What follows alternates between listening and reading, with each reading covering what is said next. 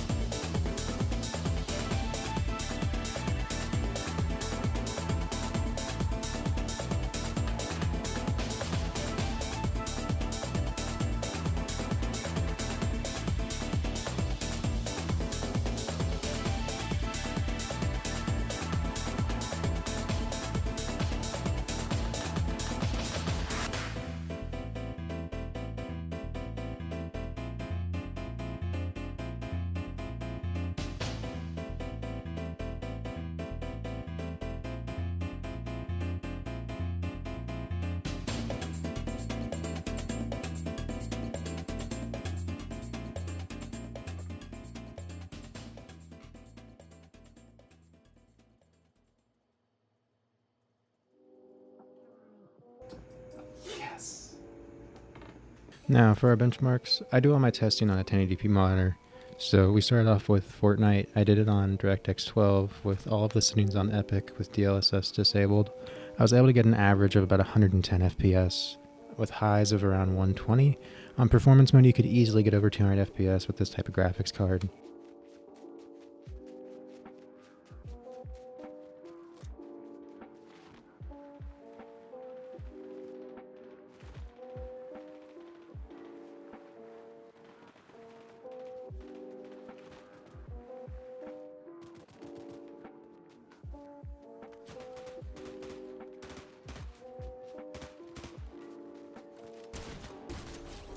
On the Red Dead Redemption 2 benchmark, I ran all the settings on Ultra with DLSS turned off as well, and I was also able to average about 115 with a 12 FPS 1% low, which I think is pretty good for a game like Red Dead Redemption 2.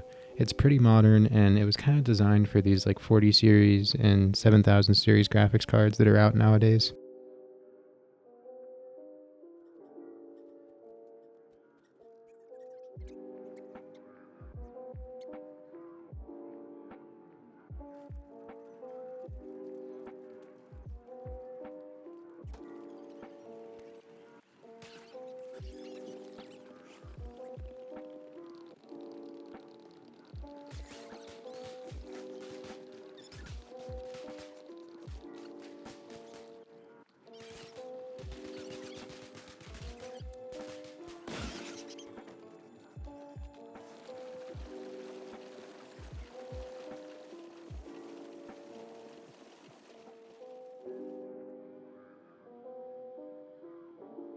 Now, as expected, for Counter-Strike 2, I had all the settings on max, and I was able to get a consistent 200 FPS with some highs of around 300, give or take. It wasn't always 300, but you could peak at that. Basically, any of these esports titles, it's going to get really good FPS because these 40 series cards are kind of overkill for these low like esports games because they're designed to be optimized and ran incredibly well on like even low-end hardware.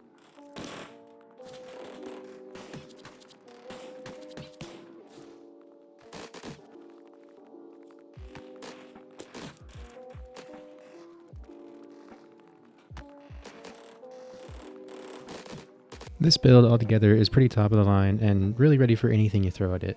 It'll be great for like content creators just trying to start out a career. It'll be great if you're, into esports games or even just playing like AAA titles. This PC can really do anything you throw at it. And for a final price of $1,077.26, I'll put the breakdown on the screen if you're interested in trying to recreate it, but this build as well as all my other builds will be listed on Java. I'll have my store page as well as everything else I used in this build linked in the description. Lastly, if you enjoyed this video, remember to like and subscribe for more content like this, and I'll see you later.